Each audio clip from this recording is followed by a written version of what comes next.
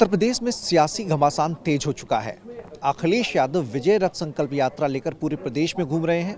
BJP के बड़े नेता, कद्दावर नेता उत्तर प्रदेश में अपने सियासी समीकरण बनाने के पक्ष में लगातार दौरे कर रहे हैं। प्रधानमंत्री नरेंद्र मोदी भी लगातार उत्तर प्रदेश में सक्रिय हैं और इन सब के बीच एजेंसियां भी सक्रिय हो उठी हैं।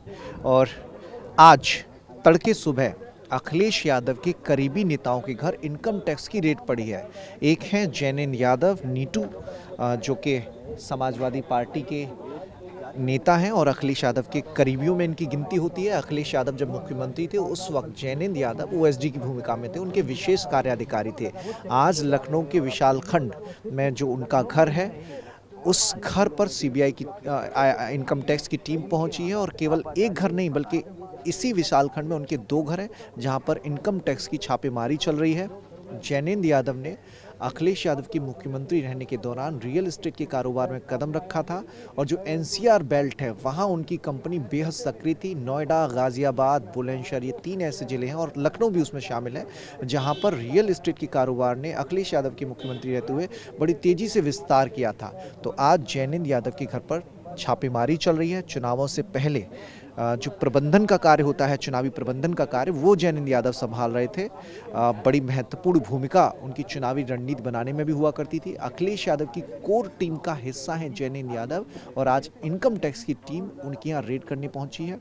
दूसरे शख्स राजीव रॉय हैं जो कि समाजवादी पार्टी के प्रवक्ता हैं। घोसी से ये लोकसभा चुनाव लड़ चुके हैं और अभी मऊ में विधानसभा चुनाव लड़ने की तैयारी कर रहे थे। भूमिहार वर्ग से आते हैं। तो बीते 2 महीनों में मऊ इलाके में इनकी खूब सक्रियता बढ़ी थी। दुबई से लेकर बेंगलोर तक मेडिकल एजुकेशन के क्षेत्र में इनका बड़ा कारोबार है, मेडिकल कॉलेजेस हैं। समाजवादी पार्टी को फाइनेंस भी कर रहे थे। कई रैलियों का जो पूरा जिम्मा था वो इन्होंने संभाला था। उनके मऊ स्थित घर पर छापेमारी हुई। वहाँ पर जब छापेमारी चल रही थी, 12 गाड़ियों में इनकम टैक्स के अधिकारी पहुँचे थे। तो उनकी सूचना पाकर समाजवादी पार्टी के कार्यकर्ता भी वहाँ पहुँच गए और वहाँ पर हंगामा भी हुआ, नोक-झोंक भी हुई। लेकिन अभी उनके घर पर भी ये छापेमारी चल रही है। इसके अलावा जो तीसरे नेता हैं मनोज यादव, मैनपुरी के रहने वाले हैं, जिला पंचायत अध्यक्ष पद पर काबिज है। आरसीएल ग्रुप इनका बताया जा रहा है, ये आरसीएल ग्रुप के मालिक हैं। आगरा से लेकर मैनपुरी, इटावा, इनके कारोबार की जड़ें वहाँ पर बहुत गहरी हैं। तो सुबह तड़के इनके घर भी इनकम टैक्स की टीम पहुंची और इनके घर भी छापेमारी चल रही है। जो इनकी व्यावसायिक दस्तावेज हैं, व्यवसायिक कारोबार से जुड़े हुए, वो खंगाले जा रहे हैं। जो फाइनेंशियल लेन देन है अकाउंट का इनके परिजनों का, वो उसकी जानकारी इनकम टैक्स के अधिकारी ले रहे हैं। देखिए, मैं इस वक्त जैनेंद्र यादव के आवास पर मौजूद हूँ। सामने देखेंगे कमरे में इनकम टैक्स के अधिकारी नजर आएंगे। पूरे घर को बंद कर दिया गया है। जो अंदर लोग मौजूद हैं उनसे पूछताछ की जा रही है। सुबह 7 बजे लगभग ये कार्रवाई शुरू हुई थी और अब 5 घंटे बीत चुके हैं और अभी भी इनकम टैक्स की ये कार्रवाई जारी है। इनकम टैक्स की अलग अलग टीम 3 नेताओं के ठिकाने पर पहुंची है। फिलहाल लखनऊ, मैनपुरी, आगरा, मऊ, इन ठिकानों पर कार्रवाई की जा रही है और इस कार्रवाई के विस्तार में और भी कुछ शहर आ सकते हैं क्योंकि इनके व्यवसायिक जो कारोबार की जड़ें हैं बाकी और शहरों में भी फैली हो सकती हैं। तो इनकम टैक्स उसके हिसाब से कार्रवाई करेगा। अखिलेश यादव, जिस वक्त की छापेमारी चल रही है, अखिलेश यादव रायबरेली में है, सोनिया गांधी का संसदीय क्षेत्र है। कल उन्होंने रायबरेली में विजय रथ संकल्प यात्रा निकाली और आज भी वो यात्रा निकालने की तैयारी कर रहे थे। जब उन्हें ये सूचना मिली, उन्होंने बीजेपी पर हमला बोला है। उनका कहना है कि ये सियासी लड़ाई है और सियासी लड़ाई में बीजेपी इसका फ़ायदा उठाने की कोशिश करी है क्योंकि वो हार के मुहाने पर आ खड़ी हुई है। ऐसे में एजेंसियों को सक्रिय कर दिया गया है और मुद्दों से ध्यान भटकाने के लिए रेड की जा रही है।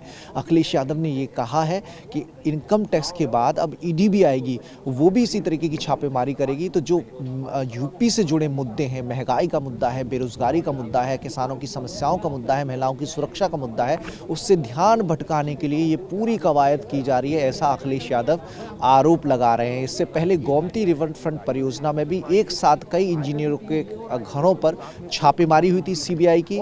उससे भी तब भी समाजवादी पार्टी की ओर से यही आरोप लगाए गए थे।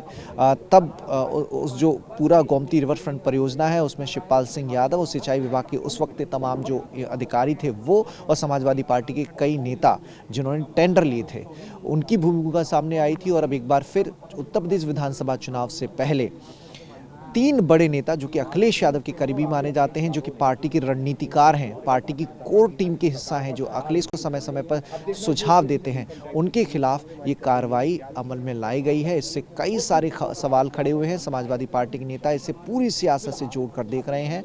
वो आरोप लगा रहे हैं कि बीजेपी अपनी हार से बौखला गई है, तो इस तरह की कार्रवाई करके वो समाजवादी पार्टी के कदमों को पीछे खींचने की कोशिश कर रही है। लेकिन जनता सब जान चुकी है। तो ऐसे में अब जो लगातार कार्रवाई चल रही है, क्या कुछ दस्तावेज सामने आते हैं और कितना कुछ लेन देन की जानकारी सामने आती है, वो रेड के बाद वो तस्वीर भी साफ हो पाएगी।